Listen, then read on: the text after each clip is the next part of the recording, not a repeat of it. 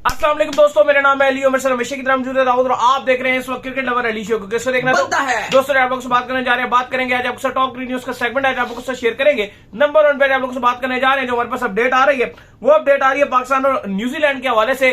चौथे T20 के हवाले से अपडेट आ रही है। प्लेइंग 11 को लेकर क्या अपडेट आ रही है वो आप लोग से शेयर करेंगे।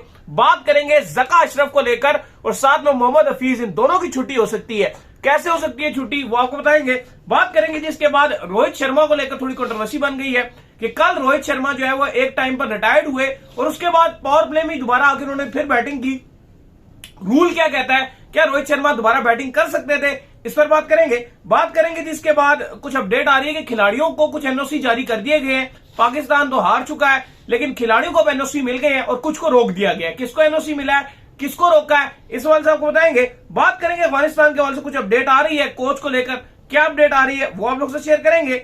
बात करेंगे जिसके बाद आईसीसी ने ग्राउंड जो है वो दिखा दिया जिसके अंदर अमेरिका में मैचेस खेले जाएंगे, कितने लोगों की बैठने की कैपेसिटी है, क्या सीन है वो भी आपको बताएंगे। तो अगर आप हमारे चैनल पर नए पहली बार आए, चैनल को अभी सब्सक्राइब करें, साथ लेके बेल आइकन दबाना।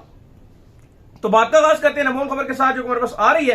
तो सबसे नंबर 1 खबर आ रही है हमारे पास, वो यही आ रही है पाकिस्तान और न्यूजीलैंड के दरमियान जो चौथा T20 इंटरनेशनल है, अब वो कल खेला जाना है। और टाइम जो है ये अच्छी बात है कि सुबह 5 बजे का वक्त नहीं है, ये अब खेला जाएगा जी 11 बजे के टाइम पर जो ये होगा मैच। लेकिन जो स्टोरी आ रही है दाऊद साहब, वो स्टोरी ये आ रही है कि प्लेइंग 11 में तब्दीलियां हो रही हैं और ठीक ठाक तब्दीलियां जो है प्लेइंग 11 में होने जा रही हैं। वैसे जुम्मे के दिन 11 बजे का मैच भी सूटेबल नहीं होता क्योंकि बीच में जुम्मे की नमाज पढ़नी होती है, बड़ी डिस्टर्बेंस बन जाती है। नहीं वो बात तो ठीक है, आई होप कि लेट हो, लेकिन इससे लेट वो कर नहीं सकते। 11 बजे न्यूजीलैंड की शाम को 7 बजे मैच खेला जा रहा है, तो अब इससे क्योंकि 8 घंटे का फर्क है पाकिस्तान टाइम और न्यूजीलैंड के टाइम पे, तो अगर हमारे 11 बजे तो उनका तो आप कह लो कि 7 बज रहा होगा। ड्यूंडन से पाकिस्तान टीम में ट्रैवल कर गई थी, तकरीबन 3 से 3.5 घंटे का रास्ता है क्राइस्ट चर्च का बाय रोड। अगर आप जाएं तो पाकिस्तान टीम क्राइस्ट चर्च में पहुंच गई थी। हैगले ओवल जो क्राइस्ट चर्च का वेन्यू है, इसमें भी काफी सारे ऐसी हर जगह स्टैंड नहीं है, कहीं आपको पार्क टाइप भी नजर आता है जो आप कह लो कि ऐसे ही ग्रास पे बैठ के भी लोग मैच एंजॉय करते हैं और साथ रोड नजर आ रहा होता है तो गाड़ियां छड़ियां भी गुजरती हैं। खूबसूरत ग्राउंड है। लेकिन पाकिस्तान टीम क्राइस्ट चर्च में, आपको याद होगा पिछले तो सारे जो आपकी ट्राई नेशन सीरीज थी वो तो ऑलमोस्ट सारे मैच ही क्राइस्ट चर्च में खेले गए थे।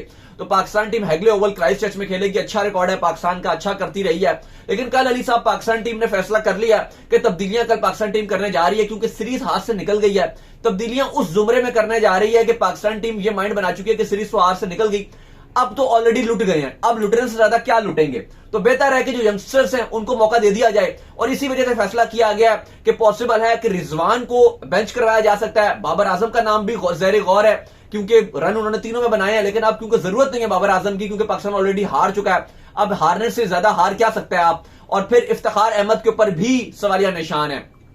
आजम की भी बात हो रही थी लेकिन कहा जा रहा है कि शायद उनको फिर भी मौका दे दीजिए क्योंकि पाकिस्तान टीम ऑलरेडी हार गई। वो बात है जो अली पहले भी कर रहे थे कि अब आजम खान को सारे मैच खिला दिए जाएं और फिर फैसला कर लिया जाए। हुआ आजम खान ऐसा ही इनकी भी ये हुआ है कि आजम खान जिस वक्त जो है वो उधर आए हैं, क्या कहते हैं, स्टेडियम के अंदर एंटर हुए हैं तो बिग शो का WWE का गाना जो है लगा दिया गया था, जिसकी वजह से थोड़े फैंस भी गुस्से। फैंस ने पीसीबी को कहा है कि सख्त नाराज है कि आप ये डिमांड करें उनसे कि ये क्या तरीकाकार है, हमारा कोई रेसलर आया मैदान में लड़ने के लिए जो आपने गाना बिग शो का लगा दिया। तो हो सकता है कि आजम खान को तो ड्रॉप ना किया जाए, उनको खिला भी दिया जाए। लेकिन इन 3 का नाम तो बिल्कुल ज़ेरे गौर है, रिजवान, बाबर और इफ्तिखार, क्योंकि तीनों सीनियर प्लेयर हैं। और साथ ही आज प्रॉपर तरीके से जो प्रैक्टिस की गई और उम्मीद जाहिर की जा रही है कि साहिबजादा फरहान तो ऑलमोस्ट कंफर्म नजर आ रहे हैं, कल उनको मौका दिया जा रहा है साहिबजादा फरहान को।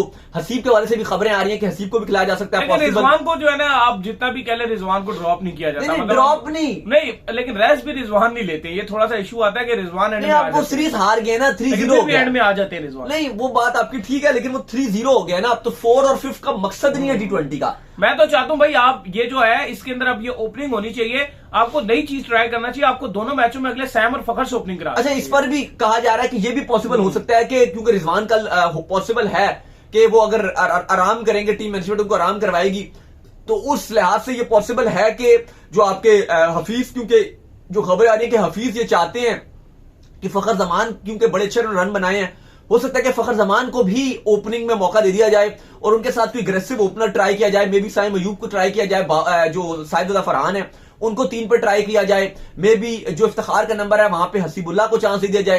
तो तब्दीलियां तो कल पाकिस्तान टीम कर रही है, बॉलिंग में भी पाकिस्तान टीम सोच रही है, लेकिन उसमें अब कहा जा रहा है हारिस रऊफ को पॉसिबल है कि उनको बेंच करवाया जाएगा। कभी इम्कानात है कि हारिस रऊफ नहीं खेलेंगे क्योंकि ऑलरेडी फिन एलन ने जिस तरह से उन पर अटैक किया था और अब ऑलरेडी डेड मैच है, चौथा मैच, तो हारिस रऊफ का नाम आ रहा है, वो बाहर हो सकते हैं। इफ्तिखार, रिजवान और बाबर में से क्योंकि सीनियर है ना सारे, तो इन सीनियर्स को आराम कराया जा सकता है। और अगले 2 T20 में हफीज और शाहीन की अप्रोच यही नजर आ रही है कि पाकिस्तान टीम यंगस्टर्स को मौका देगी। लाइन में नजर आ रही है साहिबजादा फरहान टॉप पे नजर आ रहे हैं, फिर उसके बाद हसीबुल्लाह का चांस नजर आ रहा है। यू नेवर नो, कल ये भी खबरें हैं कि पाकिस्तान फखर जमान को भी किसी ऊपर के नंबरों पर ट्राई कर सकता है। पॉसिबल है कि नई ओपनिंग जोड़ी के साथ भी जाया जाए, और यह भी हो सकता है कि मे बी साहिबजादा फरहान और साइम अयूब से ही ओपनिंग करा दी जाए। मतलब कल काफी कुछ डिफरेंट होने जा रहा है, ये बात तो कंफर्म नजर आ गई है। कल तब्दीलियां होने जा रही हैं, सीनियर्स को बाहर किया जा रहा है, बेंच करवाया जा रहा है और यंगस्टर्स को चांस दिया जा रहा है। और वजह यही है कि 3-0 हो चुका है, अब 4-0 हो या 3-1 हो वो इतना मैटर नहीं करेगा। तो इससे बेहतर ये अच्छी सोच है टीम मैनेजमेंट की कि वर्ल्ड कप को आगे देखा जाए कि क्या इन यंगस्टर्स को हम आगे मौका देंगे या नहीं देंगे। इसलिए अब यह फैसला कर लिया गया कि कल क्राइस्ट चर्च, जहां सुबह 11 बजे से मैच खेला जाएगा, वहां पे पाकिस्तान टीम यंगस्टर्स के साथ उतरेगी। फास्ट बॉलिंग में आपको पता है अब्बास अफरीदी ऑलरेडी थोड़े से चोटिल थे, तो थोड़े से उनको चोट थी, ज्यादा तो नहीं थी, इसलिए उनको बाहर किया गया था। अगर वो हारिस रऊफ बाहर हुए तो फिर पॉसिबल है कि अब्बास आफरीदी वापस आ जाएं, या शायद आमिर जमाल के साथ भी जाया जा सकता है अगर हारिस रऊफ अगर अब्बास आफरीदी उतने फिट नहीं रहते। लेकिन कल पाकिस्तान ये 2 से 3 तब्दीलियां लाजमी करने जा रहा है। बिल्कुल। खैर, जिसके बाद हमारे पास अपडेट आ रही है जी, वो आ रही है ज़का अशरफ और मोहम्मद हफीज को लेकर। तो ज़का अशरफ के हवाले से अपडेट ये आ रही है कि आपको पता है कि जो इनको एक टेन्योर दिया गया था, जो मैनेजमेंट कमेटी ये नई हायर की थी, वो टेन्योर जो अब खत्म हो चुका है। इवन नवंबर में खत्म हो गया था, लेकिन उसके बाद इन्होंने फिर से जो एक्सटेंशन ले ली थी, अब वो एक्सटेंशन भी खत्म हो चुकी है। तो अब वो टाइम आ गया है कि अब इनको लाजमी इलेक्शन करवाने पड़ेंगे। कल एक मीटिंग भी हुई थी जिसके अंदर जो इलेक्शन तय करने थे, लेकिन वहां पर इन्होंने उस मीटिंग को खत्म कर दिया। लेकिन अब जो मर्जी कर ले, ये आगे आने वाला जो टाइम है अब इसमें इनको इलेक्शन करवाने पड़ेंगे। और ज़का अशरफ साहब की जो छुट्टी होने जा रही है, जिसका मतलब यह है कि अगर ज़का अशरफ की छुट्टी हो जाती है, क्योंकि एक चीज ये भी बता रहे हैं जी, जो वहां बताने वाले सोर्सेज हैं कि ज़का अशरफ के पास बीए की डिग्री भी मौजूद नहीं है। और जो पाकिस्तान क्रिकेट बोर्ड का जो भी चेयरमैन होता है, उसके लिए ये चीज लाजमी करार दी है कि वो ग्रेजुएट होना चाहिए। लेकिन मैं और दो भी बात कर रहे थे, तो पीछे पहले कैसे इतना अरसा जो है इन्होंने ऑलरेडी 2012-13 की है। लेकिन जो भी कह लो, वर्स्ट 3 टेन्योर रहा है इनका एज अ चेयरमैन, जितना भी ये रहे या जितना भी ये रह रहे हैं। ना पाकिस्तान एशिया कप में कुछ कर सका, ना पाकिस्तान वर्ल्ड कप के अंदर कुछ कर सका, ना पाकिस्तान आगे जाके कुछ जो है अभी जो ऑस्ट्रेलिया गया ना वहां कुछ कर सका, ना न्यूजीलैंड कुछ कर सका। टोटल पाकिस्तान का फेलियर रहा है इनकी चेयरमैन। और ओहदे भी ऐसे बांटे गए हैं जैसे रेवड़ियां बांटी जाती हैं। पीसीबी में ऐसे जॉब्स इनके दौर में बांटी गई हैं मानो जैसे रेवड़ियां बट रही हो, बदलाई लगी हुई है। हालात हो गए हैं। हमने हमेशा, आपको याद है कि हम इस चीज को सपोर्ट नहीं करते कि जिस वे में रमीज राजा को पहले लाया गया और फिर जिस तरह से हटाया गया, फिर जिस तरह से नजम सेठी को लाया गया, फिर उनको भी जिस तरह से हटा दिया गया, फिर ज़का अशरफ को जिससे लाया, इसको तो हटाने को हम सपोर्ट करते हैं, जो साफ बात है। बाकी में से किसी को सपोर्ट करे ना करे, क्योंकि ये थोड़ा सा वो वाला हिसाब है, वो नून, पीटीआई और फिर उसके बाद वो पीपल पार्टी वाला, मतलब वो तो टोटल रगड़े वाला सिंध वाला इन्होंने हाल किया। कुछ ऐसे समझ नहीं आई इन्होंने किया क्या। लेकिन अली साहब, बड़ी खबर आ रही है कि 4 फरवरी को छुट्टी होने जा रही है ज़का अशरफ के पास। सिर्फ अब आप कह लो कि क्या तारीख है, ये आखिरी होगी ना, 18 हो गई है, तो 2 हफ्ते ऑलमोस्ट आप ले लो, 2 हफ्ते अब ज़का अशरफ के पास। और अब 4 फरवरी को ज़का अशरफ की छुट्टी होने जा रही है। और क्योंकि 3 महीने की जो एक्सटेंशन थी वो प्राइम मिनिस्टर काकड़ ने इनको दे दी थी, लेकिन अब वो भी खत्म होने जा रही है। और अब जो आईपीसी मिनिस्ट्री है उसने ऑलरेडी वजारत कानून से राब्ता किया और यही फैसला किया कि कैसे इनको आउट करना है। और अब फैसला कर लिया गया कि ज़का अशरफ अब जा रहे हैं, तो 4 फरवरी को ये जाएंगे। और जो इनकी रिप्लेसमेंट के तौर पर आएंगे, अब कहा जा रहा है कि जो मुस्तफा राब्दे हैं, पॉसिबल ये है कि जो गवर्निंग बॉडी के साथ भी होते हैं, अब उनको जो है वो चेयरमैन लगाया जाएगा, लेकिन वो भी अबूरी तौर पे लगाए जाएंगे। और फिर जब इलेक्शन हो जाएंगे आपके फरवरी में, उसके बाद जो भी हुकूमत आएगी फिर वो अपना नया बंदा लगा देगी। लेकिन ज़का अशरफ साहब अब जा रहे हैं। आई थिंक इन्होंने 8 फरवरी को वैसे भी जाना था, इलेक्शन हो जाते तो इन्होंने जाना ही था, कोई भी आता, इनकी तो कहानी एंड ही थी। लेकिन उससे पहले ही जो है वो अब ये जा रहे हैं। तो ये बड़ी खबर है कि ज़का अशरफ का टेन्योर खत्म हुआ है। काफी इन्होंने अजीबोगरीब फैसले भी किए, बहुत सारी पीसीबी में भी आप कह लो कि अजीबोगरीब काम हुए थे। लेकिन अब ये 4 फरवरी को जा रहे हैं। लेकिन जो आपकी टीम डायरेक्टर हैं, जो कोचिंग का भी फराइज अंजाम दे रहे हैं, मोहम्मद हफीज, उनका क्या होगा अगर ज़का अशरफ जाते हैं? क्योंकि ज़का अशरफ ने जाहिर है उनको पावर्स दी हुई हैं, प्लेयर्स ऑलरेडी उनसे बड़ा नाखुश हैं। क्योंकि ठीक है, हमने इसमें बात की है कि हफीज कुछ खास गलत नहीं कर रहे हैं, थोड़ी सी स्ट्रिक्टनेस जरूर कर रहे हैं। और अच्छा है, हमारी टीम में स्ट्रिक्टनेस हो तो ही प्लेयर्स चलते हैं, वरना आपके सामने चीजें रहती हैं कि प्लेयर्स तो लीगों के पीछे भागे जा रहे हैं। अभी आपको बताते हैं कि इनके कितने लीगों के कॉन्ट्रैक्ट्स भी आगे प्लेयर्स को मिल गए हैं। तो हफीज उस लिहाज से तो बेहतर ही काम कर रहे हैं। हाँ, अभी उनको और बेहतरी की जरूरत है, लेकिन हफीज का भी फैसला हो जाएगा। खबरें ये भी आ रही हैं कि उसके बाद पॉसिबल है कि 4 फरवरी के बाद जो आपकी फिर आपको ऑलरेडी 17 तारीख से आपका पीएसएल स्टार्ट हो जाएगा, शायद उस टाइम फैसला ना किया जाए, लेकिन पीएसएल के फौरन बाद आपकी न्यूजीलैंड के साथ 5 T20 की सीरीज है, फिर आपने आयरलैंड और इंग्लैंड का दौरा करना है, और फिर आपका वर्ल्ड कप है। तो पॉसिबल है कि जो न्यूजीलैंड की सीरीज होगी उसमें फिर आपके पीसीबी की जो आपकी जो मैनेजमेंट है, टीम की मैनेजमेंट, उसमें फिर तब्दीली हो सकती है। बिल्कुल। तो ये पाकिस्तान क्रिकेट के लिए इंतहाई बुरी खबर है। नहीं, सही तो रोज तब्दीलियां जिस तरह से हमारे मुल्क का हाल हो गया प्लेयर्स को भी पता है ये बात। नहीं, वही तो बता रहे हैं, जिस तरह से हमारे मुल्क का हाल हो गया है और मुल्क पर जिस तरह के मामला है सबके सामने कि मुल्क इस वक्त कहां पर पहुंच चुका है, इसी तरह पाकिस्तान टीम का भी हाल हो जाएगा और पाकिस्तान टीम के प्लेयर्स इतने मजबूत हो जाएंगे, हो चुके हैं। चेयरमैन को इसको उसको कुछ समझेंगे ही नहीं।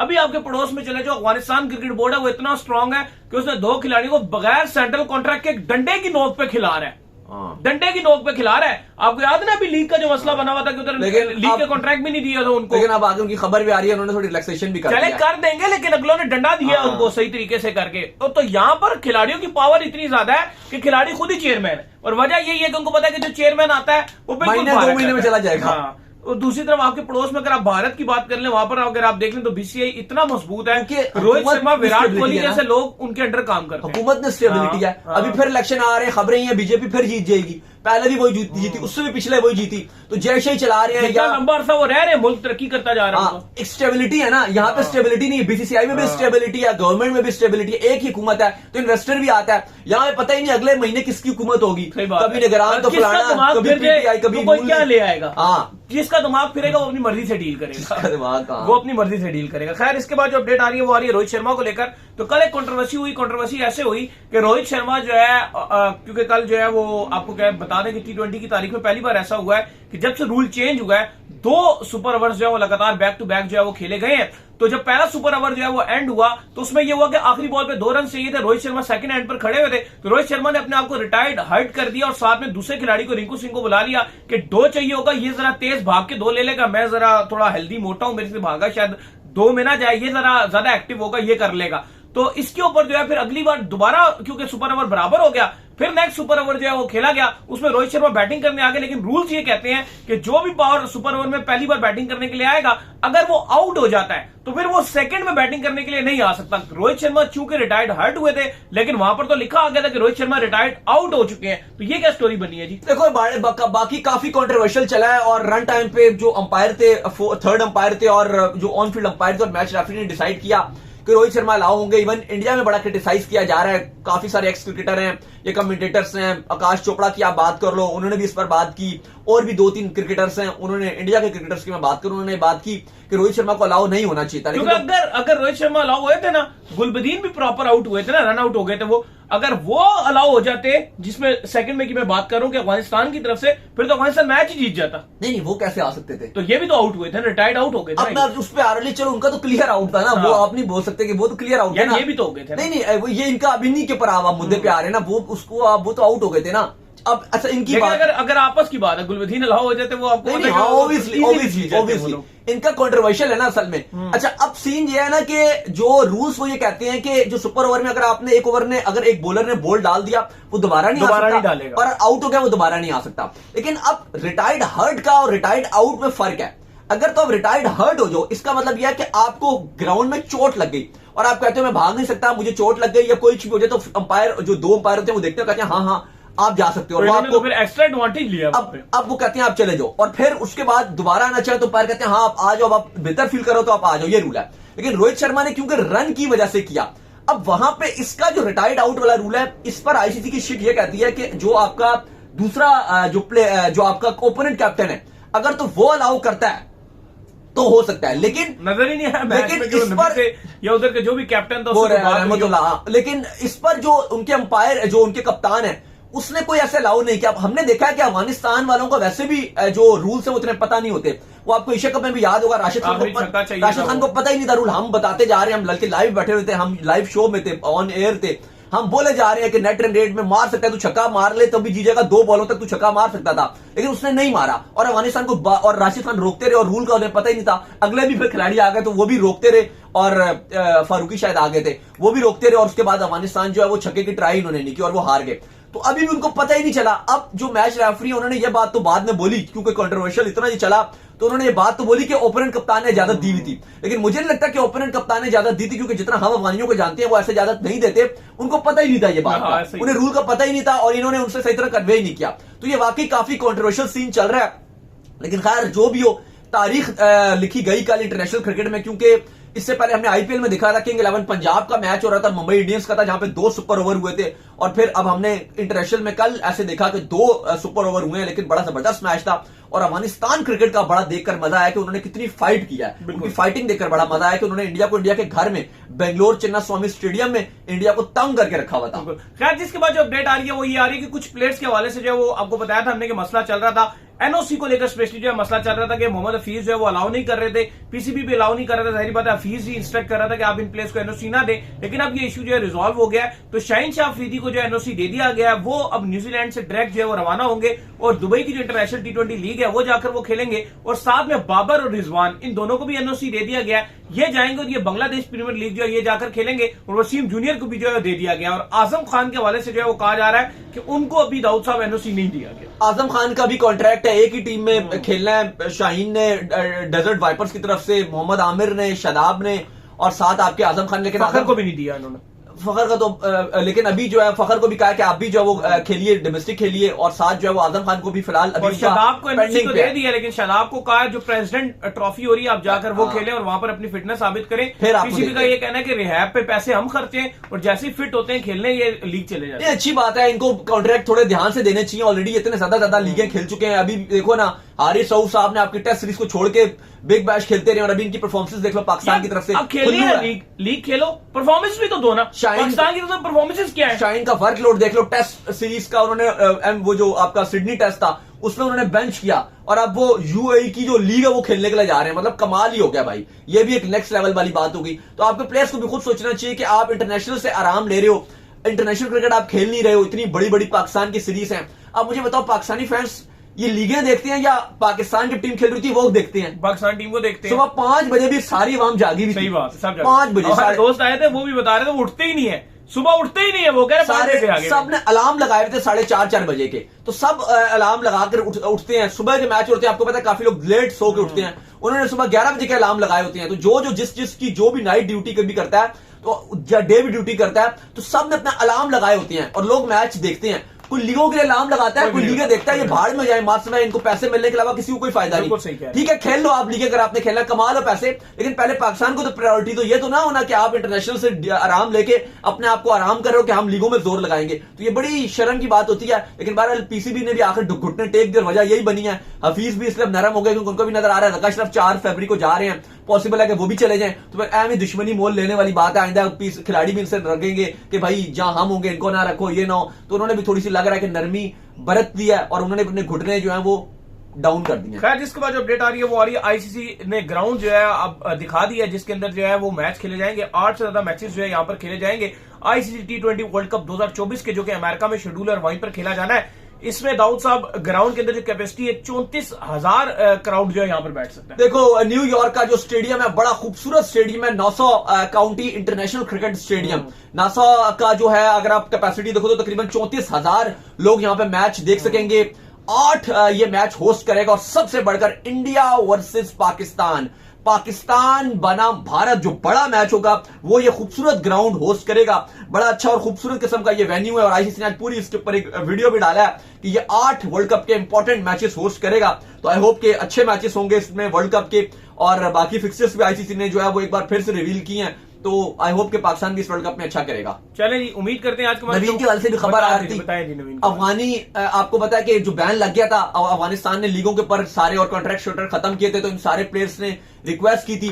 तो अफगानिस्तान क्रिकेट बोर्ड ने थोड़ी सी इनके ऊपर नरमी बरती है और कहा है कि जो भी आपके फिलहाल कॉन्ट्रैक्ट रिसेंटली हुए हैं वो भी आप खेल लो, क्योंकि इन्होंने कहा फिर आइंदा हमें कोई कॉन्ट्रैक्ट नहीं लेगी लीग अभी हमने कॉन्ट्रैक्ट किए हुए थे ऑलरेडी, हमारे साइन हमने किए हुए हैं। तो अगर जाहिर आपको पता है जो प्लेयर्स को अगर कॉन्ट्रैक्ट कर लें लीग और फिर बाद में वो ना जाएं तो फिर रोला होता है। तो अफगानिस्तान ने फिलहाल इनको इजाजत दी है और नवीन उल हक भी डरबन सुपर जायंट्स की तरफ से खेलेंगे, वो भी पहुंच गए हैं। कहा गया आप आईपीएल भी खेल लो, लेकिन इसके अलावा इनको फिर जो है वो एक डंडा दिया कि अगर तुमने अपने मुल्क को बार बोला ना लीगे तो तुम्हें उठा के बाहर मुल्क को अगर प्रायोरिटी ना दी तो हम तुम्हारे फिर जो वक्ता डालेंगे। और पॉसिबल है कि शायद इनको खाली ये अभी खेलने दें जो इनके कॉन्ट्रैक्ट्स हैं, मजीद इनको कॉन्ट्रैक्ट्स करने की इजाजत नहीं होगी और ना लीगें खेलने की इजाजत होगी। तो उम्मीद करते हैं हमारे शो आपका वीडियो को लाइक कीजिए, हमारे चैनल को सब्सक्राइब कीजिए, साथ ही बेल आइकन बजाइए और एक और काम कर लीजिए इंस्टाग्राम के ऊपर आप जाइए और उनको फॉलो इंस्टाग्राम में मुझे फॉलो कर लीजिए, वहां पे मैं मौजूद हूं। दाऊद क्रिकेट के नाम से अगर आपको सवाल हो तो भेजिएगा और उनको भी फॉलो कीजिए। ऑफिशियल के नाम से डिस्क्रिप्शन में फॉलो कीजिए। अल्लाह हाफिज़, ख्याल रखिएगा।